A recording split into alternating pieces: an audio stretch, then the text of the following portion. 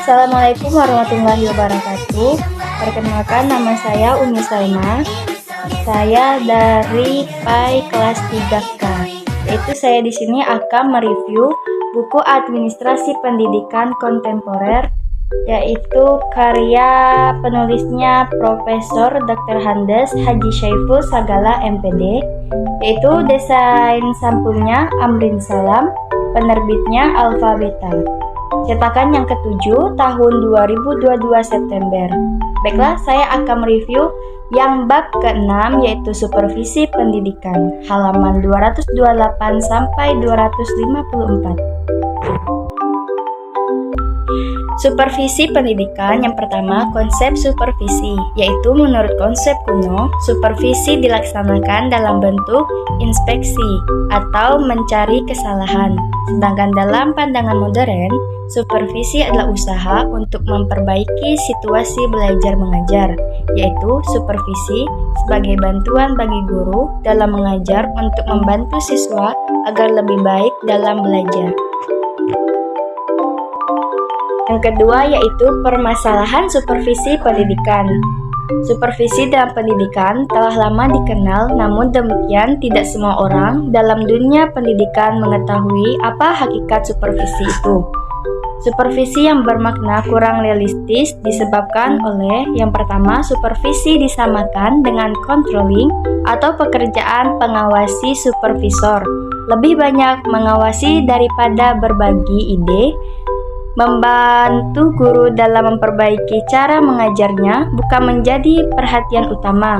Orang cenderung menjadi resah dan takut apabila diawasi atau dievaluasi.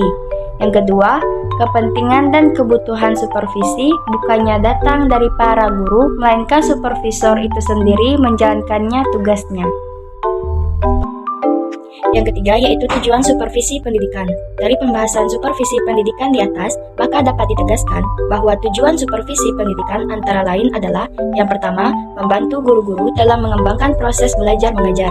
Yang kedua, membantu guru-guru menerjemahkan kurikulum dalam bahasa belajar mengajar.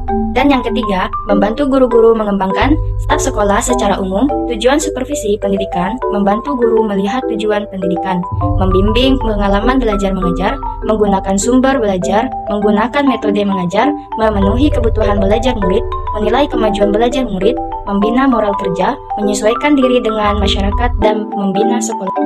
Yang keempat yaitu prinsip supervisi pendidikan. Prinsip supervisi pendidikan antara lain adalah ilmiah yang berarti sistematis, dilaksanakan secara tersusun, kontinu, teratur, objektif, demokratis, komparatif, menggunakan alat, konstruktif, dan kreatif. Prinsip pokok tentang supervisi modern yang mungkin bisa dipakai sebagai petunjuk bagi diskusi lebih lanjut dapat dicermati prinsip supervisi yang ditemukan oleh Sutisna.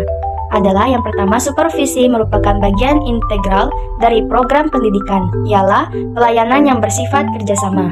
Yang kedua, semua guru memerlukan dan berhak atas bantuan supervisi.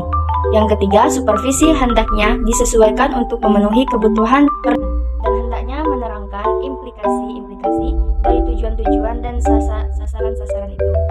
Kelima, supervisi hendaknya membantu memperbaiki sikap dan hubungan dari semua anggota staf sekolah dan hendaknya membantu dalam pengembangan hubungan sekolah masyarakat yang baik. Yang kelima, teknik-teknik supervisi pendidikan. Ada tersedia sejumlah teknik supervisi yang dipandang bermanfaat untuk merangsang dan mengarahkan perhatian guru-guru terhadap kurikulum dan pengajaran untuk mengidentifikasi masalah-masalah yang bertalian dengan mengajar dan belajar. Kemudian, untuk menganalisis kondisi-kondisi yang mengelilingi mengajar dan belajar, teknik supervisi terdiri dari 1.